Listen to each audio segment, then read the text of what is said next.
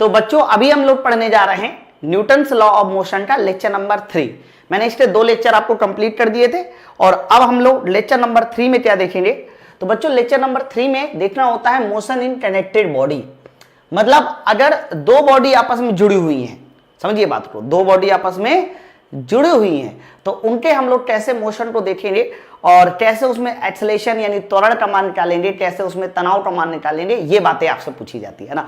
बड़े आसान सा कॉन्सेप्ट होता है, एकदम इजी कॉन्सेप्ट होता है, लेकिन पता नहीं आप लोग किस तरह से पढ़ते हैं, बड़ा कठिन लगता है, लेकिन कठिन नहीं है, एकदम आसान है, बस देखते रहिए।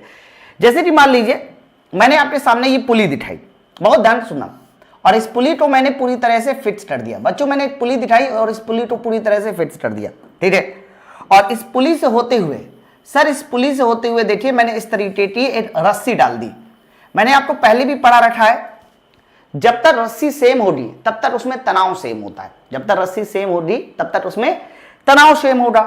फिर मैंने इसमें क्या किया, सर मैंने इसमें नीचे एक द्रव्यमान लटकाया जिसको मैंने कह दिया ये m1 kg का है, और यहां पर एक द्रव्यमान लटकाया जिसे मैंने बोल दिया कि सर ये तुम्हारा m2 kg का है। तो m1 और m2 kg के मैंने द्रव्यमान लटका दिया, और इन दोनों द्रव्यमानों में से, अच्छा आप लोग के सिलेबस में घर्षण को इन्वॉल्व नहीं किया जाता। आपके एग्जाम में अभी तक रेलवे में जब भी कभी इस तरह का सवाल आया है, ध्यान रखना हमेशा घर्षण को 0 मान के आया है। तो हम लोग हर सवाल में घर्षण को क्या मान के चलेंगे, 0 मान के चलेंगे, घर्षण को नहीं मानना, ठीक है। तो आप मुझे बताइए, अगर मैं आपसे पूछूं कि ये m1 द्रव्यमान या m2 द्रव्यमान मोशन किस ओर होगा, तो उसके लिए आपको एक छोटा सा काम करना पड़ता है। काम ये करना पड़ता है कि ये जो m1 m2 है ना, इनमें से किसी एक को ज्यादा मानना पड़ेगा, किसी एक को कम। फॉर एग्जाम्पल मैंने कह दिया कि m1 m2 में से m1 तुम्हारा ज्यादा है, m2 कम है, अर्थात m1 द्रव्यमान ज्यादा है। तो बच्चों एक बात बताइए, अगर m1 द्रव्यमान ज्यादा है तो इसका जो भार होगा डेट मीन्स m1g वो नीचे की ओर काम करेगा। इसका जो भार होगा जिसको आप m2g कह सकते हो वो भी कहां की ओर काम करेगा, सर नीचे की ओर काम करेगा। मैंने बोला m1 द्रव्यमान ज्यादा है, तो m1 द्रव्यमान ज्यादा है तो इसका मतलब ये हुआ कि जो भी मोशन होगा वो m1 द्रव्यमान नीचे की ओर मोशन करेगा और m2 द्रव्यमान ऊपर की ओर मोशन करेगा ना। हाँ, लेकिन इनके मोशन में एक त्वरण होगा, एक्सेलेरेशन होगा। तो चाहे वो m1 द्रव्यमान हो चाहे m2 द्रव्यमान हो, अगर एक बॉडी से एक रस्सी से बंधी हुई है तो दोनों का होने वाला एक्सेलेरेशन, दोनों पर आने वाला त्वरण समान होगा। इस बात को हमेशा याद रखना। जैसे कि एक बार एक क्वेश्चन पूछा गया था और आपने इसको फिल्मों में भी देखा होगा कि जैसे कि इंजन, रेलगाड़ी का इंजन, अगर इंजन 10 मीटर पर सेकेंड स्क्वायर के त्वरण से चल रहा है तो बाकी सारे डिब्बे भी 10 मीटर पर सेकेंड स्क्वायर के त्वरण से चलते हैं। तो जब भी कभी बॉडी आपस में जुड़ी होती है और अगर एक का एक्सेलेरेशन a है तो पूरे सिस्टम का एक्सेलेरेशन भी कितना होता है, a होता है। एक्सेलेरेशन नहीं बदलता, पूरे सिस्टम का एक्सेलेरेशन कांस्टेंट होता है। लेकिन आपको मैं बता दूं, जब ये पिंड ऐसे द्रव्यमान नीचे जाएगा, m1 द्रव्यमान नीचे जाएगा तो बच्चों होगा क्या, यहां पर एक तनाव आएगा, यहां पर क्या आएगा बच्चों, एक तनाव आएगा, यहां पर क्या आएगा, एक तनाव आएगा, ये t। सेम तरीके से यहां पर भी एक तनाव आएगा, उस तनाव को भी मैंने क्या बोल दिया, t। मैंने आपको पहले ही बता रखा है जब तक रस्सी सेम होगी, रस्सी सेम होगी, आने वाला तनाव सेम होगा। तो इसमें हम लोगों को 2 चीजें निकालनी होती हैं। पहली चीज, एक तो ये हमारा a एक्सेलेरेशन a कितना होना चाहिए, और दूसरी चीज ये तनाव t का मान कितना होना चाहिए। यही पूछा जाएगा और यही अलग अलग केस में पूछा जाता है। ओके, तो पहले आपको मैं इसको एकदम जो है ना डिटेल मेथड बताता हूं, फिर मैं इसका शॉर्टकट बताऊंगा। पहले डिटेल मेथड सुनिए। डिटेल मेथड में क्या करना है कि आपको m1 द्रव्यमान अलग से बनाकर दिखाना है ना, और इसी तरीके से m2 द्रव्यमान अलग से बनाकर दिखाना है बच्चों। मतलब मैं फ्री बॉडी डायग्राम बना रहा हूं, फ्री बॉडी डायग्राम m1 द्रव्यमान। तो m1 द्रव्यमान पे बताइए नीचे की ओर फोर्स कौन सा काम कर रहा है, m1g। ऊपर की ओर क्या काम कर रहा है, तनाव t। m2 द्रव्यमान पे बताइए नीचे की ओर कौन सा फोर्स काम कर रहा है, m2g। ऊपर की ओर कौन सा फोर्स काम कर रहा है, तनाव t। सर m1 द्रव्यमान कहां की ओर मोशन कर रहा है, सर m1 द्रव्यमान मोशन कर रहा है नीचे की ओर। m2 द्रव्यमान कहां की मोशन कर रहा है, ऊपर की ओर, एक्सेलेरेशन a के साथ। तो बच्चों m1 द्रव्यमान और m2 द्रव्यमान के लिए हम लोग न्यूटन का सेकेंड लॉ अप्लाई करेंगे। अब आप मुझे बताइए न्यूटन का सेकेंड लॉ होता क्या है।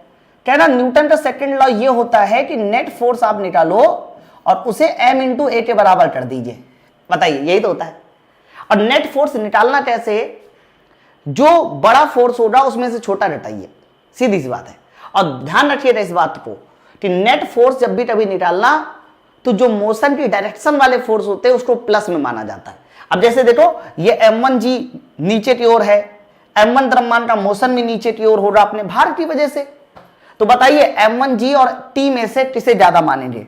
तो सीधी सी बात है कि m1g ज्यादा होगा, इसलिए net force m1g minus T is equal to m into a. ये तुम्हारा समीकरण नंबर 1 आ गया। और m इंटू ए क्यों कर रहा हो? इसका द्रव्यमान तो m1 है ना, m1 इंटू ए, ये तुम्हारा समीकरण नंबर 1 हो गया। बताइए, तो मैंने देखिए ये m1 द्रव्यमान नीचे की ओर जा रहा है, इसलिए m1g में से t को घटाया, तब नेट फोर्स आया, उसे m इंटू ए के बराबर, मैं m1 इंटू ए के बराबर कर दिया।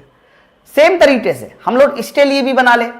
तो बच्चों अगर इसके लिए बनाया जाएगा तो ये m2 द्रव्यमान ऊपर की ओर जा रहा है, तो बताइए कौन ज्यादा हो जाएगा? t minus m2g is equal to m2 into a. Net force is equal to m into a लगा दिया मैंने, है ना। तो बच्चों इस तरह से मैंने दो इक्वेशन बना ली, और दोनों इक्वेशन को बनाने के बाद मैं इनको सॉल्व करा लूंगा, तो मुझे टी भी पता चल जाएगा, ए भी पता चल जाएगा। सॉल्व कराना है, दोनों को उठा के जोड़ दीजिए। अगर समीकरण 1 प्लस समीकरण 1 2 को सॉल्व किया जाए, क्या सॉल्व किया जाए? अब देखो सॉल्व करना तो आपको आना चाहिए दोस्त। अगर मैं दोनों को उठा के जोड़ता हूं तो minus T plus T cancel, लेकिन जोड़ा दिया है तो m2 प्लस m1 a, तो एक तरफ आ जाएगा a m1 प्लस m2, और इधर साइड जोड़ा जाएगा तो m1 माइनस m2, और देखिए आगे g divide by m1 plus m2। दोनों को जोड़ देने से मैं ए का मान ठटाक से बता सकता हूं कि ए का मान सर कितना आएगा, सर ए का मान इतना आएगा। ये देखो, अगर मैं इसमें पूछूं दोनों को जोड़ने से ए इतना आएगा, सर टी कितना आएगा, तो ए का मान कहीं पुट कर दीजिए, ए का मान उठा के कहीं पर भी पुट कर दीजिए। अगर ए का मान उठा के मैं कहां पुट कर दूं? मान लीजिए यहीं पर पुट कर दूं, समीकरण नंबर 1 में पुट कर देते, 1 में। तो समीकरण नंबर 1 क्या था? m1g minus t1t is equal to m1 into a, is equal to m1 into a. और ए का मान कितना निकाला? सर ए का मान आपने निकाला है m1 minus m2 divide by m1 plus m2, और ऊपर कितना था सर? जी, ये तुमने ए का मान निकाला। तो मैंने समीकरण नंबर 1 में, इक्वेशन नंबर 1 में ए की वैल्यू को पुट कर दिया, और जैसे ही ए की वैल्यू को पुट किया आपका आंसर पता चल गया कि कितना आने वाला। अब देखो यहां से टी निकाल लेते, तो टी निकाला जाएगा तो पूरा टर्म इधर आ जाएगा, तो टी बराबर, तो कहना जी तुम्हारा कॉमन हो जाएगा, नीचे हो जाएगा m1, अच्छा m1 भी कॉमन हो जाएगा। जब ये पूरा टर्म इधर आएगा, ये इधर आएगा, तो m1g पूरा का पूरा कॉमन हो जाएगा, और यहां बचेगा 1 minus m1 minus m2 divide by m1 plus m2। समझिए बात को। अगर मैं इसमें एलसीएम ले लूं m1 प्लस m2 का, m1 प्लस m2 इधर जाएगा, m1 से m1 कैंसिल, m2 जुड़ जाएगा क्योंकि माइनस अंदर जाएगा, तो बच्चों यहां पर आ जाएगा result 2m1 m2 into g divide by m1 plus m2। ये देखिए, तो ये तुमने टेंशन भी बता दिया सर, और ये तुमने क्या बता दिया सर? ये तुमने तनाव भी बता दिया, यानी टेंशन बता दिया, उसके साथ साथ तुमने बता दिया यहां पर क्या सर? एक्सेलेरेशन ए। ठीक है। हालांकि ये सवाल को सॉल्व करने का एक बहुत धुआंधार धमाकेदार शॉर्टकट मेथड भी होता है। एक्चुअली में वो मेथड नहीं है, वो एक प्रकार का सोल्यूशन ही होता है, लेकिन कैसे, उससे पहले आप लोगों को ये पता होना चाहिए कि ये सवाल बेसिक मेथड से कैसे सॉल्व हुआ, क्योंकि पहले तो आपको बेसिक ही पता होना चाहिए, क्योंकि बेसिक नहीं पता है तो आगे आपकी कैलकुलेशन हमेशा फंस जाएगी। तो ये तो तुम्हारा बेसिक हो गया, ओके। और कह सकते हो इसके बाद मैं आपको बताने वाला हूं इसका शॉर्टकट क्या है। बस आपको ये फॉर्मूले नहीं रटने, मैं फिर से बता दूं, अगर आप ऐसा सोच रहे हो कि मुझे फॉर्मूला रटने हैं, बिल्कुल नहीं। मुझे तरीका याद करना है कि कौन सा समीकरण लगा के मैंने कैसे निकाला। यहां 10 किलोग्राम कह दे रहा, यहां 2 किलोग्राम कह दे रहा, आपको वैल्यू को पुट करना पड़ेगा, आंसर निकालना पड़ेगा। ठीक है, तो आपको करना क्या है? फ्री बॉडी डायग्राम बनाते हो, और ये फ्री बॉडी डायग्राम भी बार बार बनाने की जरूरत नहीं है, आप डायरेक्ट यहीं से भी बना देख सकते हैं। बॉडी नीचे की ओर आ रही है, इसलिए m1g में से t को घटाकर m1 इंटू ए कर दिया। बॉडी ऊपर की ओर जा रही है, इसलिए t में से m2g को घटाकर m2 इंटू ए के बराबर कर दिया। दो समीकरण को सॉल्व करा से a और t निकाल लिया। समझे ना बात को? तो बच्चों ये टेस्ट नंबर 1 का वो तरीका था जो आपको बस पढ़ना है, लेकिन सॉल्व नहीं करना है ना। मैं इसी का आपको दूसरा तरीका भी बताता हूं, ठीक है, बस आप सुनते रहिए। ठीक है, तो मैं इसको जो है ना एक बार पहले हटा देता हूं आपके सामने से।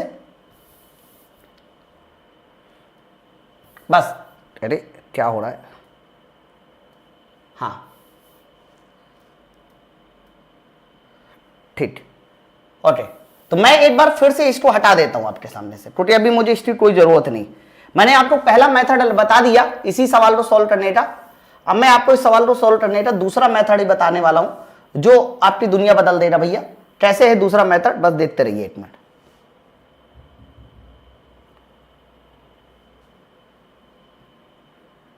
चलो अब देखिए, ध्यान सुनिएगा। मैंने अभी अभी आप लोगों को इस सवाल को सॉल्व करने का एक पहला मेथड बताया जो उसका ट्रेडिशनल मेथड है, बेसिक मेथड है। अब मैं इसी सवाल को सॉल्व करने का आपको दूसरा मेथड बताता हूं कि कैसे हम लोग डायरेक्ट आंसर पा सकते हैं। एक्चुअली में मुझे इस सवाल में सबसे बड़ा झोला जो लगा वो इस बात का लगा कि एक तो सर फ्री बॉडी डायग्राम बनाया मैंने कहा, दूसरा झोला लगा दो इक्वेशन बनाई, दोनों इक्वेशन को सॉल्व आया, तब कहीं जाके आंसर आया। अब हम लोग ऐसा कुछ नहीं करने वाले, हम लोग सीधा सीधा ये देखने वाले हैं, डायरेक्ट निकालने वाले हैं कि अगर ए एक्सेलेरेशन निकालना हो तो ए एक्सेलेरेशन कैसे निकलता है किसी सिस्टम का। तो बच्चों जब भी कभी किसी सिस्टम में एक्सेलेरेशन ए पूछा जाए तो नेट फोर्स बटे net mass, net force divide by net mass अगर ये करते हैं तो आपको एक्सेलेरेशन ए पता चल जाएगा, एक्सेलेरेशन ए पता। तो आप मुझे बताइए नेट फोर्स कैसे निकाले। बस नेट फोर्स निकालने के लिए आपको इतना सा ध्यान देना है कि जो फोर्स मोशन का साथ दे उसे प्लस मानिए और जो फोर्स मोशन का विरोध करे उसे माइनस मानिए। ठीक है, साथ कौन देगा, जिस ओर मोशन हो रहा है अगर उसी ओर फोर्स है तो वो साथ देगा। विरोध कौन करेगा, जिस ओर मोशन हो रहा है उसके विपरीत दिशा में विरोध है, फोर्स है तो वो विरोध करेगा। और मोशन जिस ओर हो रहा है फोर्स उसके परपेंडिकुलर है, परपेंडिकुलर फोर्स, परपेंडिकुलर फोर्स बच्चों ना साथ देता है ना विरोध करता है। क्लियर है? जो मैंने लाइनें बोली इसको एक बार फिर सुनिए कि जब भी कभी जिस डायरेक्शन में मोशन हो रहा है उसी डायरेक्शन में फोर्स काम करता है तो वो साथ देता है। तो साथ देने वाले को प्लस मानिए भैया, वो हमारा साथ दे रहा है, वो मेरे लिए पॉजिटिव है। मोशन हो रहा है ऊपर की ओर, बल लगा है नीचे की ओर तो वो विरोध करेगा, उसे माइनस मानिए। और अगर कोई ऐसा फोर्स है जो ना साथ दे रहा है ना विरोध कर रहा है तो उसे ना जोड़ना है ना घटाना है। जैसे कि मोशन ऊपर की ओर हो रहा है, बल हॉरिजॉन्टल लगा हुआ है, परपेंडिकुलर हो रही है ना, इसे ना तो साथ दे रहा है ना विरोध कर रहा है, इसे जोड़ना ही नहीं है। अरे आप लगेगा बड़ा अजीब, लेकिन बहुत आसान है प्रोटेक्शन। जैसे कि M1 द्रव्यमान में देखिए, M1 द्रव्यमान का मोशन नीचे की ओर हो रहा है, नीचे की ओर, लेकिन M1 जी भी कहां की ओर लगा है, नीचे की ओर। M1 जी भी नीचे की ओर लगा हुआ है, इसलिए M1 जी को मैंने प्लस मान लिया। नेट फोर्स निकाल रहा हूं ना, फोर्स है। देखो तनाव जो है ना, तनाव को कभी कैलकुलेट ही नहीं करना होता। तनाव एक्चुअली में फोर्स लगने के बाद आया है। तनाव जो है हमने शुरू में कहीं नहीं लगाया था, वो तो बाय डिफॉल्ट आ गया है। तो तनाव को कभी कैलकुलेट नहीं करना ये बनाते समय। M2G देखिए, M2G में मोशन कहां की ओर हो रहा है, ऊपर की ओर, क्योंकि M1 ज्यादा था। M2G का मोशन ऊपर की ओर, लेकिन M2G कहां की ओर काम कर रहा है, नीचे की ओर। तो M2 द्रव्यमान में मोशन ऊपर की ओर, M2G नीचे की ओर, विरोध कर रहा है, इसलिए माइनस का M2G कीजिए, divide by net mass. Net mass में M1 प्लस M2। डोरी का कोई मास नहीं होगा, हम लोग डोरी को मास लेस मानेंगे। डोरी को कैसा मानेंगे, मास लेस मानेंगे। ये देखिए मैंने फटाफट सॉल्व करके डायरेक्ट बता दिया कि एक्सेलेरेशन ए का मान कितना होना चाहिए। ये एक्सेलेरेशन ए को निकालने का डायरेक्ट कॉन्सेप्ट होता है। ओके, नेट फोर्स बटे नेट मास कीजिए, सवाल सॉल्व। अच्छा, टेंशन कैसे निकालेंगे? अब टेंशन निकालने के लिए इन दोनों में से कोई एक इक्वेशन लगानी पड़ेगी। मान लीजिए मैं टी में इक्वेशन लगा देता हूं, तो टी में इक्वेशन लगा दिया जाएगा, ये M1 में इक्वेशन लगा दिया जाएगा। तो M1 का मोशन नीचे की ओर हो रहा है, इसलिए M1G में से T को घटाइए, बराबर M1 इंटू ए कर दीजिए। और जैसे तुम M1 इंटू ए करोगे तो यहां से फटाफट T का मान पता चल जाएगा, M1G माइनस M1 इंटू ए कीजिए, ए की वैल्यू उठा के यहां पुट कीजिए। और जैसे ए की वैल्यू पुट करेंगे तो टेंशन का मान वही सेम तरीके से आ जाएगा, 2M1 M2 divide by M1 plus M2 into G।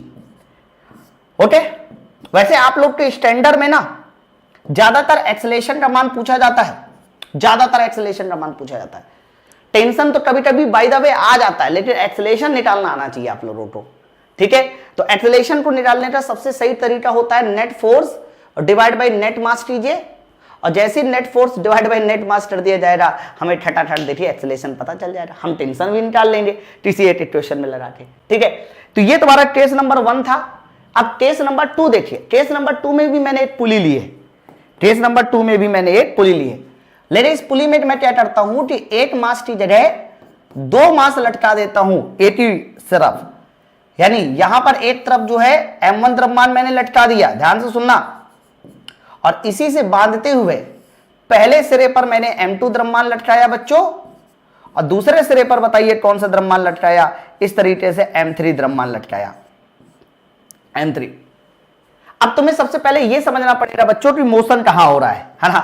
तो मैं ऐसा मान लेता हूं कि m1 का जो मान है, मैं घर्षण अभी भी क्या है बच्चों, घर्षण को हमेशा 0 मान के चलना है, घर्षण को कैसा मान के चलना है, 0।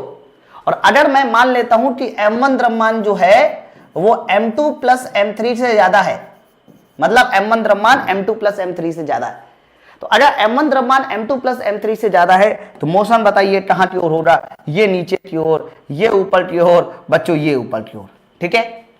इनमें आने वाला एक्सेलरेशन a समान होगा, मैंने पहले भी बता रखा है, सिस्टम में, पूरे सिस्टम में आने वाला एक्सेलरेशन समान होता है। टेंशन की बात करते हैं सर, ये डोरी समान है तो यानी यहां पर टेंशन कैसा आएगा सर, यहां पर तनाव समान आएगा, यहां पर तनाव समान आएगा, इस तनाव को T1 मान ले। लेकिन m2 m3 के बीच डोरी बदल रही, और डोरी बदल रही इसलिए यहां पर आने वाला तनाव अलग होगा। सर डोरी बदल रही m2 m3 के लिए, इसलिए यहां पर आने वाला जो तनाव होगा वो कैसा होगा सर, यहां पर आने वाला तनाव अलग होगा, T2 मान लिया मैंने, ठीक है। अब आप कहोगे कि सर इसका निकाल सकते हैं क्या एक्सेलरेशन है, मैंने कहा बिल्कुल निकाला जा सकता है, खटाट से निकाल देंगे। कैसे निकालोगे खटाट से, मुझे बताइए ए एक्सेलरेशन कैसे निकालोगे।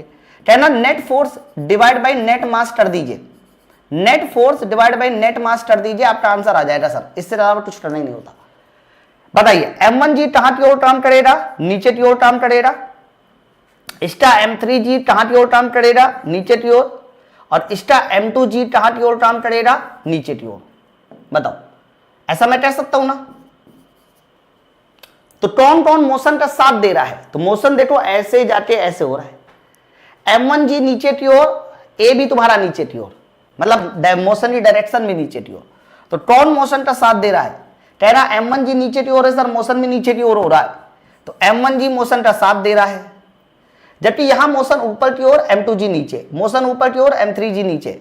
तो मैं फाइनली पता क्या बोल सकता हूं, फाइनली बोल सकता हूं कि m1 में से माइनस m2 कर दो, माइनस m3 कर दो, इंटू g भी कर दीजिए, और नीचे हमेशा होता है नेट मास, और नेट मास की जगह क्या करना है सर, कहना नेट मास की जगह आपको उसी तरीके से m1 plus m2 plus m3 करना है, बस यही तुम्हारा एक्सेलरेशन है सर, यही तुम्हारा एक्सेलरेशन है, इसके अलावा और कुछ भी नहीं करना एक्सेलरेशन निकालने में।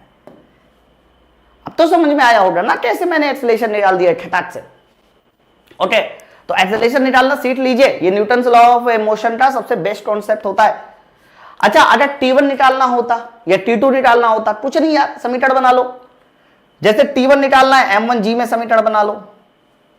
अब m1 में बताइए m1 द्रव्यमान में क्या समीकरण बनेगा, कहना ये अगर m1 द्रव्यमान है तो ऊपर की ओर T1, नीचे की ओर क्या है सर, नीचे की ओर m1g, बताइए समीकरण क्या बनेगा, मोशन नीचे की ओर हो रहा है इसलिए m1g minus T1 should be equal to m1 into a, should be equal to m1 into a. तो आप मुझे बताइए यहां से T1 निकाल लें, कैलकुलेशन सॉल्व। हालांकि T1 निकालना मैं बस आपको बता रहा हूं, पूछा नहीं जाता, मेन एक्सेलरेशन आता है। अगर मान लीजिए T1 पता चल जाए, T2 निकालना है, m3 के लिए समीकरण बना लो, m3 के लिए, m3 द्रव्यमान में ऊपर कौन सा टेंशन T2, नीचे क्या लगा हुआ है m3g, समझिए बात को, नीचे क्या लगा हुआ है m3g। अरे तो आप मुझे बताइए जरा, अगर ऐसा है तो क्या, अब ये ऊपर की ओर हो रहा है तो T2 माइनस m3g कीजिए इक्वल टू m3 इंटू ए कर दीजिए, यहां से आपको क्या पता चल जाएगा सर, T2 पता चल जाएगा। तो टेंशन भी निकालना होगा, निकल आएगा, कोई बड़ी बात नहीं है ना। चलो और देखिए, कॉपी में नोट डाउन कर लेंगे। केस 3 देखिए, केस 3 में मैंने क्या किया है कि एक ब्लॉक को ऐसे m1 द्रव्यमान को ऐसे रख दिया, सिर्फ रख दिया, ठीक है, और इससे आगे एक पुली की सहायता से एक भार लटका दिया, और लटकाए गए भार को मैंने m2 कह दिया, लटकाए गए भार को क्या कह दिया, m2, है ना। तो और ये भी कह दिया साथ साथ कि जिस सरफेस पे ये m1 द्रव्यमान रखा हुआ है बच्चों, उस सरफेस पे घर्षण का मान बताइए कितना है सर, उस सरफेस पे घर्षण का मान 0 है। तो बताइए क्या क्या काम करेगा सर, इसमें नीचे की ओर M2G, लेकिन M1G ऐसे नीचे की ओर काम करेगा, पीछे की ओर कुछ नहीं काम करेगा। यहां पर क्या काम करेगा सर, यहां पर टेंशन T, यहां पर क्या काम करेगा, टेंशन T।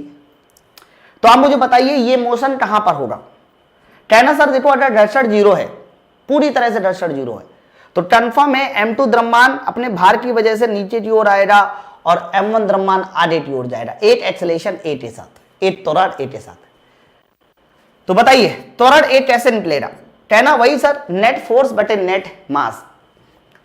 M2G नीचे की ओर है, मोशन भी नीचे की ओर हो रहा है, इसलिए M2G को प्लस में लीजिए। बट M1G में देखिए मोशन आगे की ओर हो रहा है, M2G नीचे की ओर है, तो दोनों के बीच परपेंडिकुलर फोर्स हो गया। भाई आप खुद देखो ना, मोशन आगे की ओर, M1G नीचे की ओर, तो दोनों के बीच आगे नीचे 90 का एंगल बना। और 90 डिग्री पर जो भी फोर्स होता है वो ना मोशन का साथ देता है ना मोशन का विरोध करता है। ठीक है, तो ना साथ देगा ना विरोध करेगा, तो लेना ही नहीं। और नीचे नेट मास होता है, इसलिए M1 प्लस M2, तो net force divide by net mass कर दिया, आपका आंसर आ गया। यहां पर M1G क्यों नहीं लिया, समझ में आ गया ना, क्योंकि मोशन आगे की ओर हो रहा है, M1 द्रव्यमान नीचे की ओर है, इसका मतलब बीच का एंगल 90 है और बीच का एंगल 90 है, तो इसका सीधा सा अर्थ ये हुआ कि ये M1G न मोशन का साथ देगा न विरोध करेगा। ठीक है, तो ये हमारा ए पता चल गया। टी निकाल लो दे, आप चाहे यहां से निकाल लो चाहे इससे निकाल लो, दोनों से टी निकाल सकते हैं। ठीक है, चलिए और देखिए ए निकालना सीखना है भाई, ए सबसे ज्यादा जरूरी है। अगर ये सरफेस ऐसे इंक्लाइंड होती, मान लीजिए ये सरफेस हॉरिजॉन्टल के साथ थीटा एंगल बना रही है, मैंने एक द्रव्यमान यहां पर ऐसे रखा हुआ है, इसको मैंने M1 कह दिया, और इस तरीके से मैंने एक द्रव्यमान M2 को लटका दिया। यहां पर आपको एक बात समझनी पड़ेगी, जब भी कभी M1 द्रव्यमान इस तरह से लटकाया जाता है तो M1 भार नीचे की ओर, यानी M1G नीचे की ओर काम करता है बच्चों, और M1G का ये कंपोनेंट जो कि होता है M1G साइन थीटा, ये मैंने आपको फ्रैक्शन वाले चैप्टर में पढ़ाया था, और ये कंपोनेंट होता है M1G cos थीटा, याद है ना। तो cos थीटा, अब देखो मान लीजिए मोशन ऐसे हो रहा है सर, मोशन ऐसे हो रहा है, ये ऐसे मोशन हो रहा है ए एक्सेलेरेशन से, तो भाई मोशन का विरोध तो M1G कर रहा है, तो M1G मोशन का विरोध कर रहा है, तो मुझे इस वाली वैल्यू से कोई मतलब नहीं है, मुझे इस वाली वैल्यू से कोई भी मतलब नहीं है। ठीक है, ऐसे मैंने कर दिया भाई, मैंने M2G को छोड़ दिया, M2G sine theta cos theta को, क्योंकि वो मोशन के परपेंडिकुलर है। अब आप बताइए अगर M2 नीचे की ओर आ रहा है तो यहां पर एक फोर्स काम किया होगा M2G, ये ऐसे M1 द्रव्यमान ऐसे आगे बढ़ेगा और M1G साइन थीटा नीचे की ओर। अब आप मुझे बताइए नेट एक्सेलेरेशन कितना होगा, बताओ। कहना अगर एक्सेलेरेशन सब चाहिए तो कुछ नहीं कीजिए, उसी तरीके से नेट फोर्स ऊपर रखिए है, नेट मास नीचे रखिए, सवाल सॉल्व हो जाएगा।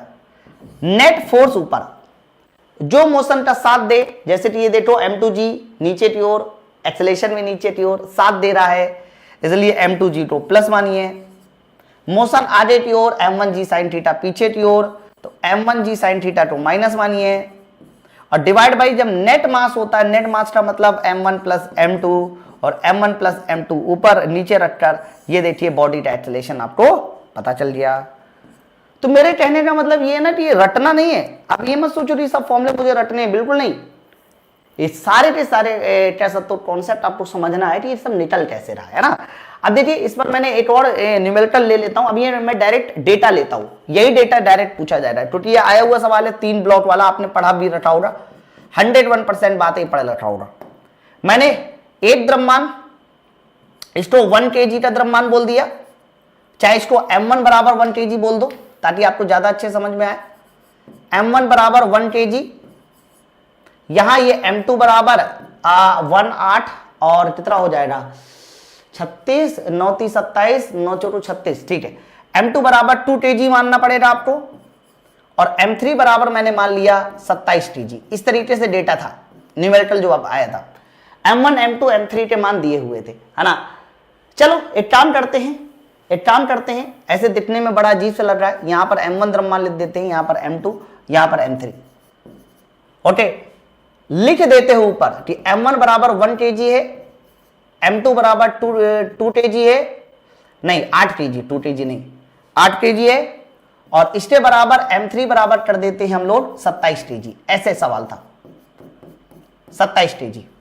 और कहा जा रहा है कि इनको आपस में डोरियों से बांध दीजिए, यहां पे एक डोरी लगी हुई है सर, यहां पर भी एक डोरी लगी हुई है, ऐसे। और ये पूरा का पूरा सिस्टम एक फोर्स के द्वारा आगे की ओर खींचा जाता है, उस फोर्स का मान है 36 न्यूटन। ऐसे सवाल था, ठीक है। तो यहां पर पता क्या क्या बताना था। पहली चीज कि बताइए पूरे सिस्टम का एक्सेलरेशन ए कितना होना चाहिए। दूसरी चीज, यहां पर डोरी में आने वाला तनाव को T1 बोल दीजिए, और यहां पर आने वाले तनाव को T2 बोल दीजिए।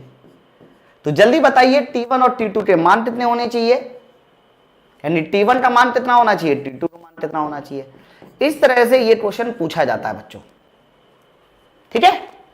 कठिन नहीं है, एकदम आसान है। कैसे, देखो नेट एक्सेलरेशन तो निकालना है, बाएं हाथ का ठेले सर। देखो नेट एक्सेलरेशन का मतलब क्या होता है, जो फोर्स आगे की ओर खींच रहा है, नेट फोर्स। देखो इन सबका M1G नीचे की ओर, M2G नीचे की ओर, तो बच्चों M1G M2G M3G ये चूंकि मोशन के परपेंडिकुलर है, और मोशन के परपेंडिकुलर होने की वजह से M1G M2G M3G न मोशन का साथ देंगे न विरोध करेंगे, ठीक है।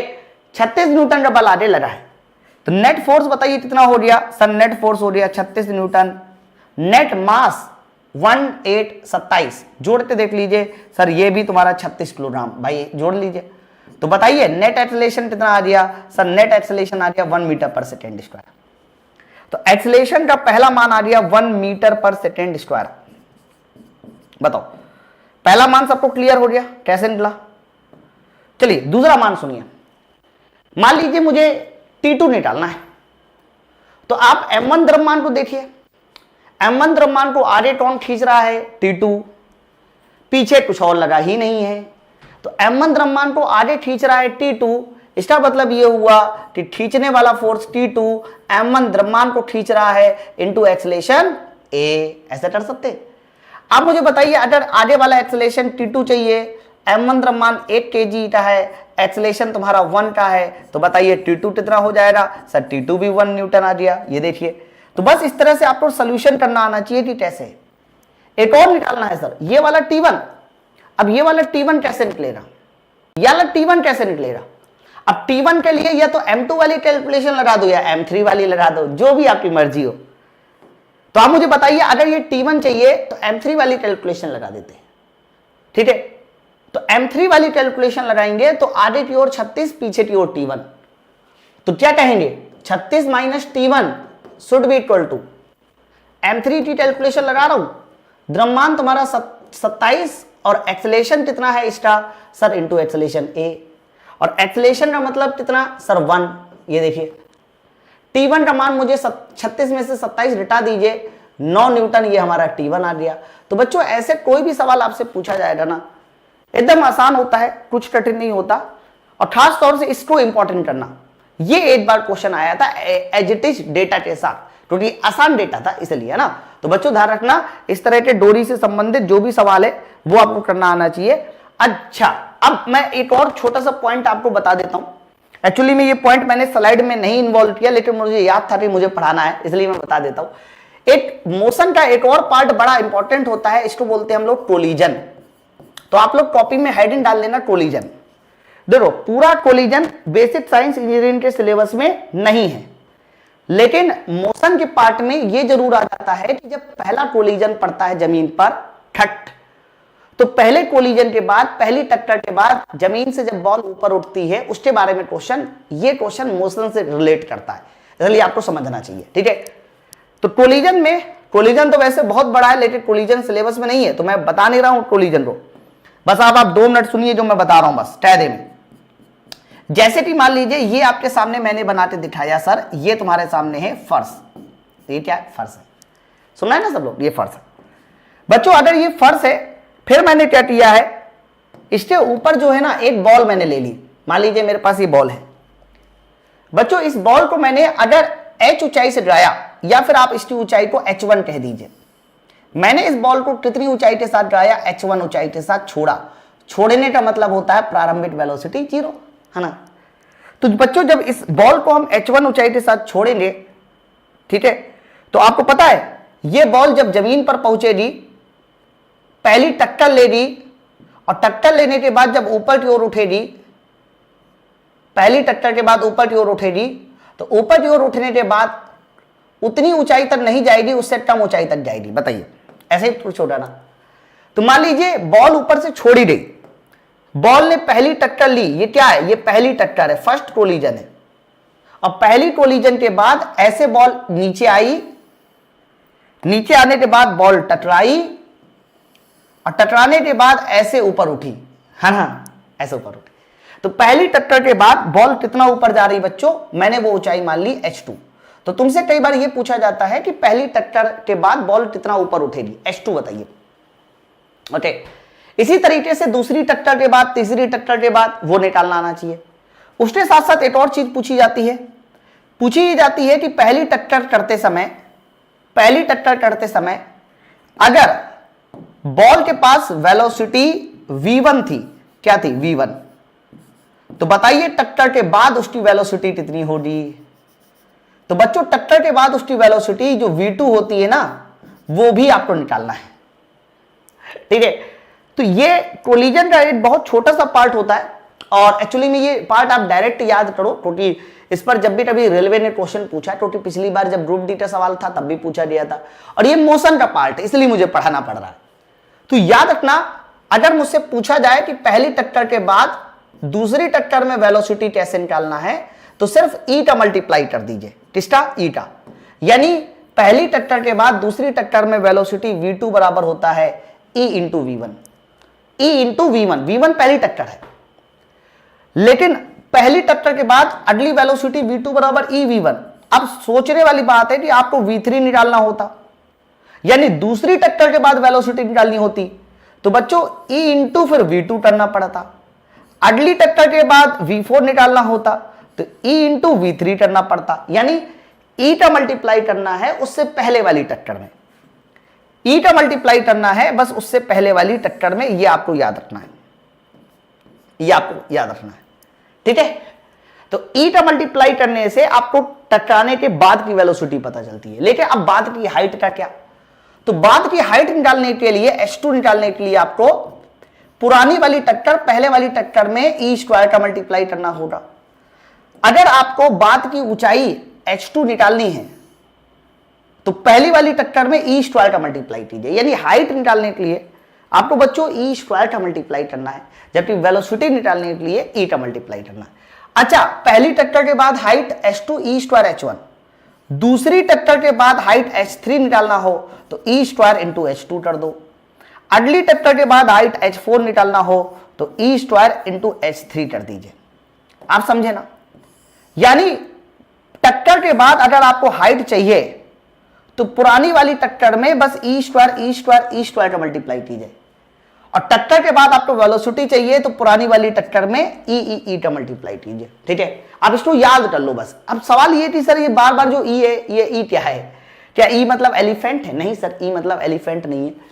E2 बोला जाता है प्रत्यास्था गुणांक या प्रत्यानयन गुणांक, लिखिए प्रत्यास्था नहीं, प्रत्यानयन गुणांक, कोफिशिएंट ऑफ रिस्टिट्यूशन बोलते हैं। इंग्लिश मीडियम वाले लिखेंगे कोफिशिएंट ऑफ रिस्टिट्यूशन। हालांकि इसका जो मान होता है बच्चों वो हमेशा 1 से कम होता है। मैं इसके मान के बारे में भी बता दूं। देखो जब भी कभी टक्कर होती है ना, टक्कर 3 तरह की होती है बच्चों, टक्कर 3 तरह की होती है। मैं तीनों टक्कर के बारे में बता दूं। सबसे पहली टक्कर को बोला जाता है perfect elastic collision. Perfect elastic collision, ये पहली टक्कर होती है, परफेक्ट इलास्टिक कोलिजन। पूर्ण प्रत्यास्थ टक्कर मतलब ये कि जितनी वेलोसिटी से टकराएगा उतनी वेलोसिटी से वापस आएगा। पूर्ण प्रत्यास्थ टक्कर, जितनी वेलोसिटी से टकराएगा उतनी वेलोसिटी से वापस आएगा। अरे इसके लिए हमेशा ई का मान कितना होता है? कहना इसके लिए हमेशा ई का मान 1 होता है। पूर्ण प्रत्यास्थ टक्कर। फिर आता है सिर्फ इलास्टिक कोलिजन, मतलब प्रत्यास्थ टक्कर। इसका अर्थ क्या होता है? जितनी वेलोसिटी के साथ टकराएगा उससे कम वेलोसिटी के साथ वापस आएगा। मान लीजिए टकराया 10 मीटर पर सेकेंड के साथ, वापस आया 6 मीटर पर सेकेंड के साथ। इसके लिए ई का मान हमेशा 1 से कम होता है। फिर आता है तुम्हारा परफेक्ट इनइलास्टिक टक्कर। परफेक्ट इनइलास्टिक टक्कर। इनइलास्टिक का मतलब यह होता है कि अब इसमें किसी तरह की कोई भी कोलिजन नहीं हो, किसी तरह का कोई भी वापस लौटने की वेलोसिटी नहीं होगी। टकराएगा 10 मीटर पर सेकेंड के साथ, उसी के साथ चिपट जाएगा। तो जब चिपट जाएगा तो समझ जाना उस समय ई का मान, कोएफिशिएंट और डिस्ट्रीब्यूशन का मान 0 होगा, है ना। तो दो के लिए, परफेक्ट इलास्टिक के लिए E1, परफेक्ट इनइलास्टिक के लिए E0, लेकिन सिर्फ इलास्टिक कोलिजन आया तो ई का मान 8 से कम होता है, ठीक है। और ई का मान 8 से कम, ई का मान दिया रहेगा, मतलब सवालों में दिया रहेगा, आप उसकी टेंशन मत लीजिए। बस आप ये समझ लीजिए, पहली टक्कर का मतलब होता है परफेक्ट इलास्टिक का मतलब जितनी वेलोसिटी से टकराए उतनी वेलोसिटी से वापस आए। इलास्टिक का मतलब होता है जितनी से टकराए उससे कम वेलोसिटी से वापस आए। अब परफेक्ट इनइलास्टिक टक्कर का मतलब होता है जितनी वेलोसिटी से टकराए, टकराने के बाद की वेलोसिटी 0 हो जाए, ठीक है। अब बस इसको आप शॉर्टकट में याद कर लो, इतने को बस याद रखिएगा, कई बार ये फॉर्मूला डायरेक्ट पूछा जाता है, ठीक है। तो बच्चों यहां से न्यूटन्स लॉ ऑफ मोशन का जो चैप्टर था वो खत्म हो जाता है। अभी मैं इसके क्वेश्चन भी सॉल्व कराऊंगा न्यूटन्स लॉ ऑफ मोशन के, लगभग 40-50 के आसपास हम लोगों को क्वेश्चन सॉल्व करने होंगे न्यूटन्स लॉ ऑफ मोशन में। फिर इसका एक छोटा सा चैप्टर और बचेगा स्पीड एंड वेलोसिटी में, वो भी मोशन से रिलेट करता है, उसका नाम है प्रोजेक्टाइल मोशन। उसको हम पढ़ेंगे तब कहीं जाके हमारा वाला चैप्टर खत्म होगा, ठीक है। चलिए फिर मिलते हैं हम लोग इसके क्वेश्चन के साथ। इसकी पीडीएफ आपको बगल में मिल जाएगी। और मैं बार बार आपको बोलता हूं, अगर आपको किसी तरह का कोई डाउट हुआ करे तो आप मेरा नंबर नोट डाउन कर लीजिए, 85 45 94 49 47, जो भी पेड वाले स्टूडेंट है आप डायरेक्ट मुझे व्हाट्सअप कीजिए कि सर मुझे ये बात नहीं समझ में, मैं उसका रिप्लाई करूंगा। बताइए, बात सब क्लियर है ना। तो ये सारा का सारा कोलिजन आप लोग कम शब्दों में पढ़िए, डिटेल में नहीं, क्योंकि बहुत कम आता है, डायरेक्ट इतना आता है। अब बताने को तो बहुत सारी बातें हैं, उसमें संवेग संरक्षण का सिद्धांत भी लगाया जाता है, आफ्टर वेलोसिटी भी निकाली जाती है टकराने के बाद, बट वो सब आपके सिलेबस में नहीं आता, इसलिए मैंने उसको नहीं कराया, ठीक है। चलो फिर हम लोग मिलते हैं स्टेट क्वेश्चन के साथ। Thank you very much.